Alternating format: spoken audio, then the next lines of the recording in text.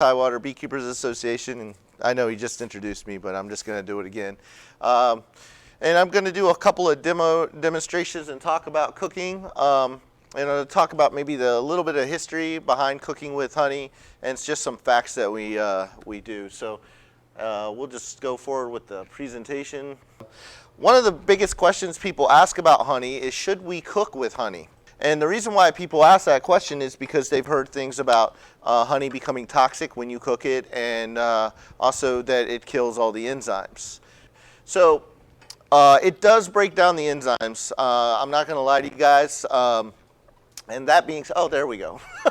That being said, just know that if we are cooking anything, we will break down certain nutritional values within it. That doesn't mean that we still can't enjoy it. So there's also this thing about toxicity. There is a substance that can be produced in honey when you cook it. It's called hydroxymethylferol. Some people call it HMF, and it does develop in anything that contains fructose and heat and acidity, and honey contains all three. It will even form in honey at ambient air temperatures up to 83 degrees, and it'll form within 10 days. If you happen to cook with corn syrup or eat a lot of corn syrup, it also forms in corn syrup. It's actually more toxic to the bees than it's toxic to us. It's mild. If you're a sensitive person, then it may be an issue and you may want to avoid it, but overall it's not going to kill anybody or anything like that. It would have to be higher concentrations. The problem though is that if you cook with honey, it can actually overbrown things. So from a technical standpoint, that can be an issue. And there are actually higher calories in honey than table sugar, so that's also an issue if you're trying to watch calories in your food. So I say cook with honey, but those would be some reasons why you might not want to. And now we'll talk about the history. So we've got 8,000-year-old cave paintings, people cultivating honey. We think it's been used in the process of making mead for 9,000 years. We have the first written history in Babylonian texts regarding honey as old as 21 BC, 2100 BC, I should say. It is considered the world's first sweetener. It's possibly the first fermented beverage. As I stated, they believe that mead was produced about 9,000 years ago. And it was also used in preservation, but let me just explain the caveat of that. It was used in preservation in arid climates. Honey does like to soak up water, and it can ferment on you if you try to preserve it, let's say in Virginia or down in New Orleans where I'm from. So just keep that in mind. But they did use it to preserve fruits and preserve nuts in more arid climates. So let's talk about the cooking properties of honey. First of all, it's hygroscopic, which means that it flows, or water flows to it, okay? Same thing with salt, water flows to it. So what that can do is it can intensify flavor in two ways. First, it can draw out moisture out of food, which can intensify the flavor by creating more proteins. And secondly, it can also, osmosis, bring flavors into the food, and that's like through marinades. It also has enzymatic reactions like just the raw honey though, and it will help work as a meat tenderizer. And of course, it's a sweetener. We all probably know that and put a little in our tea sometimes. It's a browning agent. The overbrowning is also could be a good thing. We want to create more browning in our food. We can use honey. There's this thing called the Maillard reaction where proteins and sugars meet and with a little bit of heat, and it creates a lot of flavor. If you've ever had any kind of caramelized stuff at the bottom of your pan and you've made a wine sauce or like that with it, that's the Maillard reaction, and it's very useful in cooking. And last, it's acidic, so that's also good because if you're doing any kind of baking, lowering the pH will allow you to use agents like baking soda and those kind of things. And then it also is a preservative with antimicrobial properties, as I discussed earlier. Okay, so the first thing on the list is our honey bourbon chicken, okay? So for this recipe, if you're going to take a picture of it, this is for 2 pounds of chicken. I'm making it for more than 2 pounds of chicken. So what we're going to need is a half cup of bourbon. Let me grab this over here. Okay, don't try that at home, kids. Our humidity, like you said, hygroscopic, will suck moisture out of the air into the honey. That radiates and spoil. Yeah, once it's at 20%, it will ferment, and so we have to worry about that in climates. The cool thing though is that in marinades, you rest the chicken in a suspension of liquid, and then what happens is all the liquid flows out of the chicken. So one thing you want to know is if you don't marinate your chicken long enough, you're actually going to dry out your chicken. Then the magic happens. All the salt is on one side. It starts to flow back in. And then when it flows back in, it brings all those flavors with it. It brings in the honey with it. It brings in essential oils or whatever you put in there from herbs and those wonderful things. If you use it as like, say, a wet rub, you can put it on the outside and it will draw moisture out. And so I don't know if anybody's ever had dry aged beef, but when you draw moisture out of that beef, it intensifies the flavor.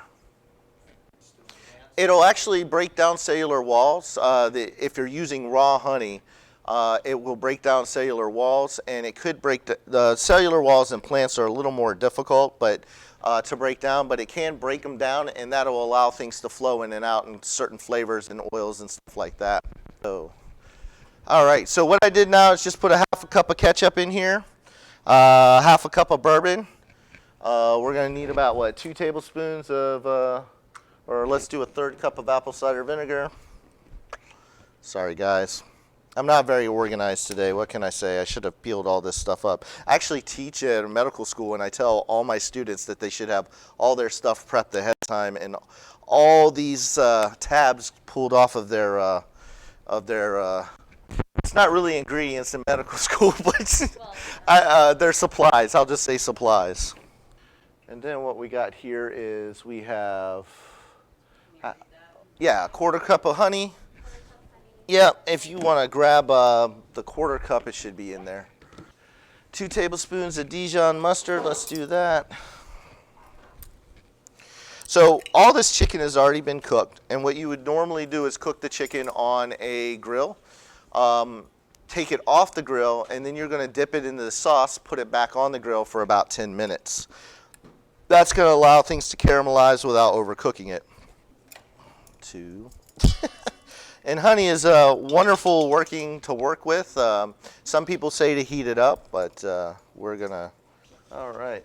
Now, where it says standard barbecue rub, that's what you would put on your chicken ahead of time to cook it. But that's it. What we're gonna then do is let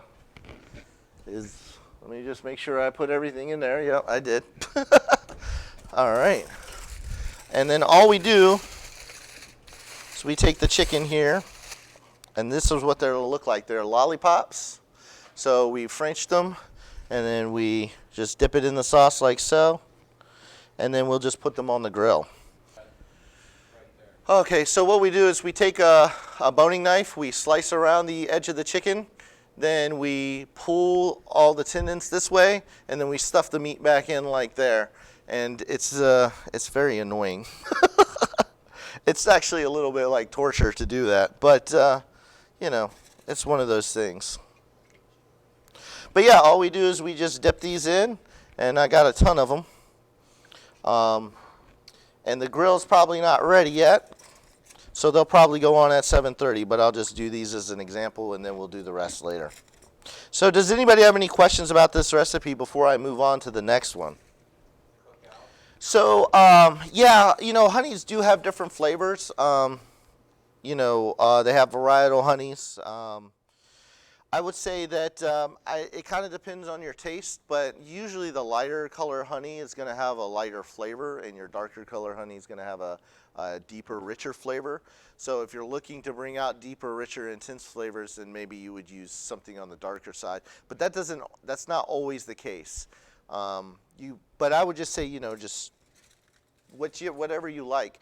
When it comes to wine, a lot of people want to buy cooking wine, but we say don't buy cooking wine, buy a wine that you will drink. Buy a table wine that you will drink and use that wine, and it would be the same thing. Buy a table honey you would eat and then use that honey.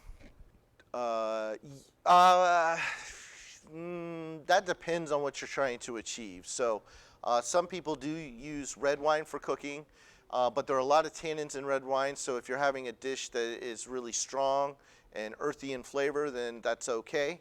You might want to use white wine with a dish that's a little bit lighter in flavor. I tend to cook with white wine more than I do with dark wine.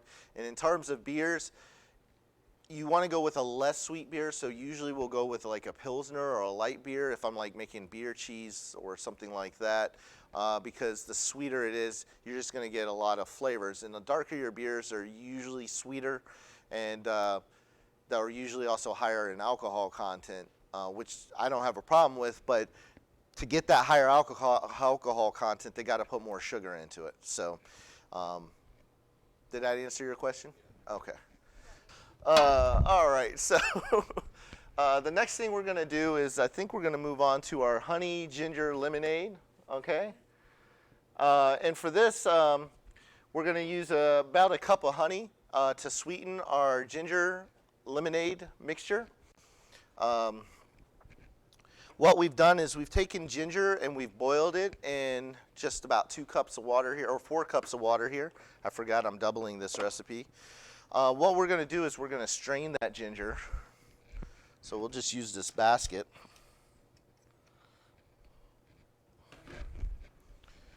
And just pour this water into the mixture. Now it says to boil the honey with the ginger, the recipe that I'm using, but I'm not going to do that. It should be hot enough that it's going to loosen it up, and I'm not going to get any value out of it by heating up the honey. So the less I heat it, the better.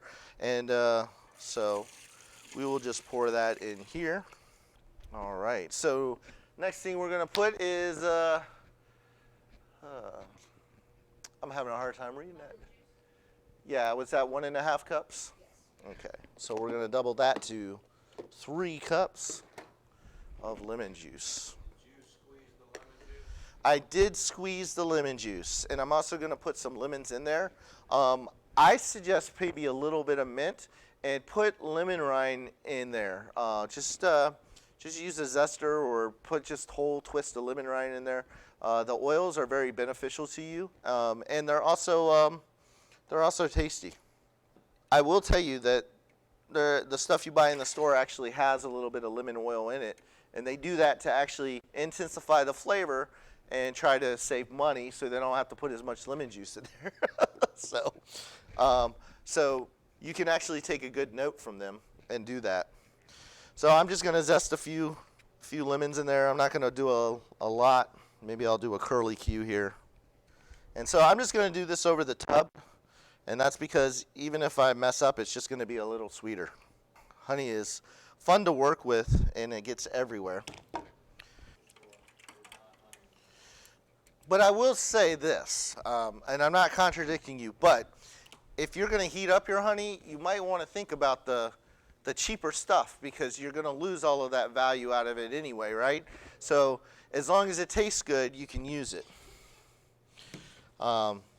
If you're buying honey for allergies, and you're not going to get a lot of benefits out of it if you're just cooking with it. So use that honey for yourself, and then we will do this.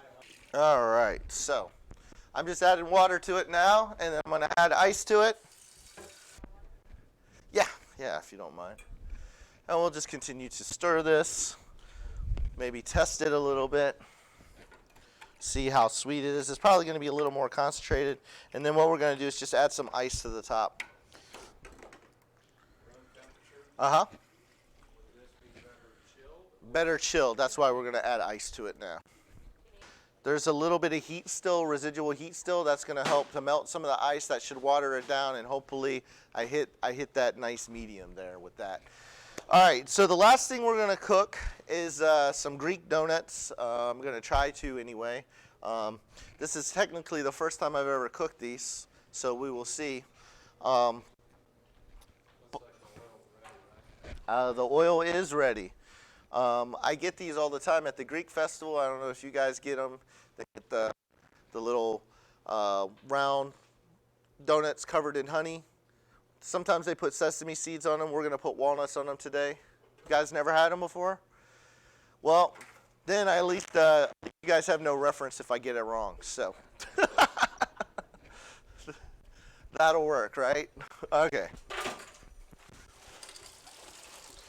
So basically, we do make a very kind of wet dough here, and we let it rise. And the recipe called for a lot of yeast, so we're going to find out if the recipe was correct. What we're going to do is we're just going to fry them up in little balls, and for this I recommend wearing gloves because you're going to get dough hands. So this is something else I teach my medical students. Make sure you take your time drying your hands, otherwise you won't get your hands in the gloves.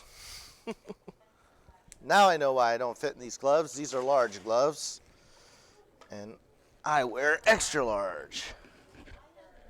Yeah, that's what I've been using to stir it. Okay, well, I just keep dropping gloves on the ground. I like live demonstrations, especially if I've never done it before. That's always fun. But, you know, we're just going to fry all these up. They're not going to be little round balls, but, you know, I'm not Greek, so. All right, so I'm just going to show you guys this real quick, and then I'm going to make it, and then I'll just continue to make it, and we can just start eating and having fun, and you can just grab stuff as it comes out. But basically, once you fry the donuts, you're going to dump them in right here, and then we're just going to cover them in honey and cinnamon and walnuts, like so. Just dump some cinnamon in here, just sprinkle it in, and then what we're going to do, I got honey hand here in this pot right here. So you just fry the donuts, you mix the cinnamon in there, and the fryer turned off. You just mix them in here, just like so, and that's it, man. These things are very good. Can I get a plate here? What we'll do is we'll just put them here on top, and just grab one and pass one down. I'll grab a fork here for you. Oh, yeah, here. So those are just 3 basic recipes. As you can see, it's a little bit of work, but if you're just frying it in small batches, it should be fine. But yeah, so right here, what we see in this picture, this is actually goat cheese balls with honey, fried in panko breadcrumbs with chives. So you can mix the sweet and the salty together.